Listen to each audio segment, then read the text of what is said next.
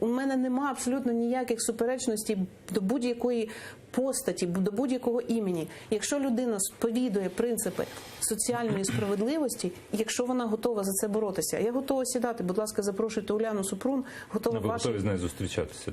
Я завжди готова. Ми запрошуємо на всі робочі групи, на всі засідання Комітету охорони здоров'я. Ми відкриті. Мені цікаво було б це публічну дискусію, ну, скажімо, телеефір. Окей, якщо не тут, то в себе забезпечую. Я запрошувала в письмовій, в усній формі і зараз запрошую пані Уляну Супрун на відкриті теледебати на будь-якому каналі. Напевно, не теледебати, мені шоу не потрібно, мені потрібна конструктивна розмова двох людей, до яких я ставлюся, поважаю і одного, і іншого, розумієте? Коли мова йде про теледебати, це можливість кожній людині донести свою позицію. Де ви бачили в Україні теледебати, там воно перетворюється на собачі бої.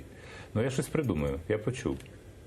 Якщо вийде, я готовий я це роблю вам надати безмежний, правда, в інтернеті і там на цифрових платформах час, щоб ви сіли і поговорили, це дуже важливо для країни. Замість того, щоб країна спостерігала і на вас вивішували якісь ярлики, там, знаєте, там вас малюють як самку Богомола, скажімо, яка з Уляною Супрун каже, ну що, все? Ви знаєте, ви бачили, добре, що ні, я не бачила, це не дивлюсь, бо в мене стільки важливої роботи, щоб людям допомагати, що я там, вони це малюють, і до мене воно не доходить.